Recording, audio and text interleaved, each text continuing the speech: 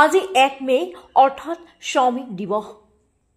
আজিৰ এই পবিত্ৰ দিনটোত যোৰহাটৰ এই পবিত্ৰ ভূমিত যোৰহাটৰ জেল ৰোডৰ কমলাবৰীয়া গাঁৱৰ 2015 চনৰ আজিৰ এই দিনটোতে প্ৰতিষ্ঠা হৈছিল যোৰহাটৰ এখন আগশাৰীৰ শিক্ষানুষ্ঠান brilliant academy senior secondary school.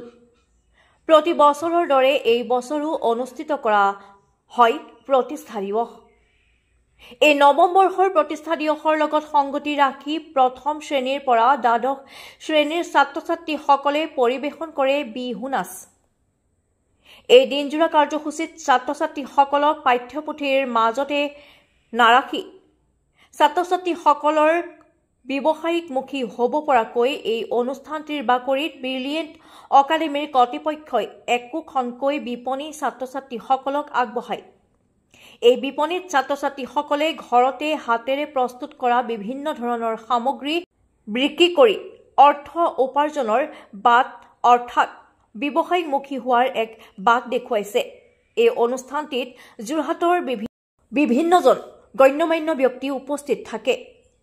এই অনুষ্ঠানটিত লগত সংগতি ৰাখি এক আলোকচিত্ৰ প্ৰদৰ্শনী কৰা এই প্ৰদৰ্শনীৰ মুখ্য আকৰ্ষণ হ'ল জাজি মুখত দেখা চৰাইসমূহ চৰাই এই প্ৰদৰ্শনীৰ যোগেদি ছাত্ৰ ছাত্ৰীসকলৰ মাজত চিনাকি কৰি দিয়া।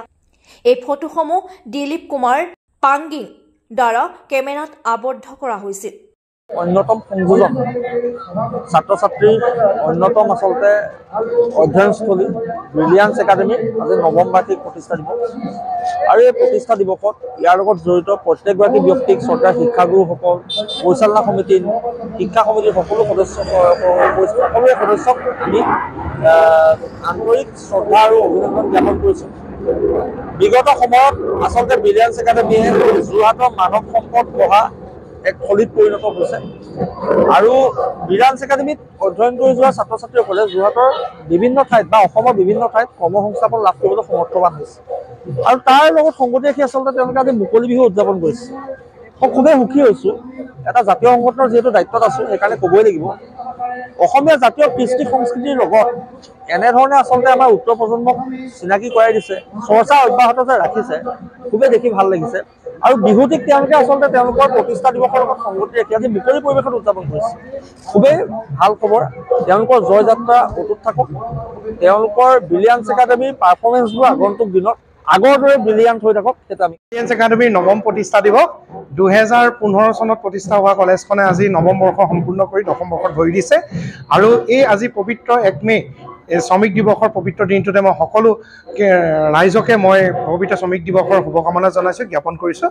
আজি ব্ৰিলিয়েণ্ট একাডেমীৰ প্ৰতিষ্ঠা দিৱসৰ লগত সংগতি ৰাখি আমি কণ শিশুসকলৰ পৰা আৰম্ভ কৰি দ্বাদশ শ্ৰেণীলৈকে সকলো ছাত্ৰ ছাত্ৰী এখন আমি মুকলি বিহু উদযাপন কৰিছোঁ। তাতে আজি দেখিছে আপোনালোকে এখন খুব সুন্দৰ অনুষ্ঠান হৈ আছে। সকলো ছাত্ৰ ছাত্ৰী অভিভাৱক অভিভাৱিকাসকলে অংশগ্ৰহণ কৰিছে। এই হেৰিখনৰ লগতে বিহু বা প্ৰতিষ্ঠা দিৱসৰ লগতে এখন আমাৰ দিলীপ পাংগিং ছাৰৰ এখন আমাৰ জাজি মুখত দেখা চৰাইখিনিৰ ওপৰত এখন প্ৰদৰ্শনীও হৈছে। অভিভাৱক অভিভাৱিকাসকল, আমাৰ ওচৰৰ জাৰ্নেলিষ্টসকল, আমাৰ ছাত্ৰ ছাত্ৰীসকলে এই প্ৰদৰ্শনীখনটো খুব ভাল পাইছে। আৰু এই চেগতে মই সকলো শিক্ষক শিক্ষয়িত্ৰী অভিভাৱক অভিভাৱিকাসকল ছাত্ৰ ছাত্ৰীসকলক মই এই মঞ্চৰ পৰাই মই সকলোকে বিহুৰ লগ জনাইছোঁ আৰু প্ৰতিষ্ঠা দিৱসৰ শুভকামনা জ্ঞাপন কৰিছোঁ।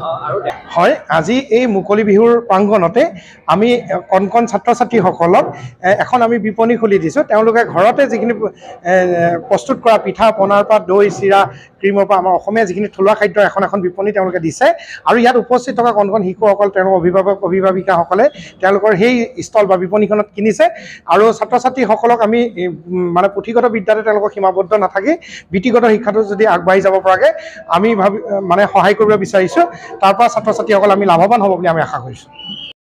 নমস্কাৰ, আমি বহাগৰ বিপণীৰ সদস্য।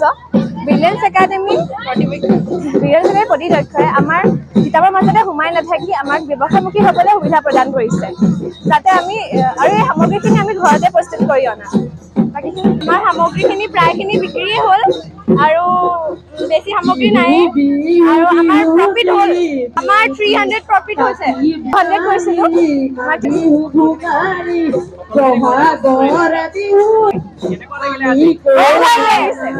আমাৰ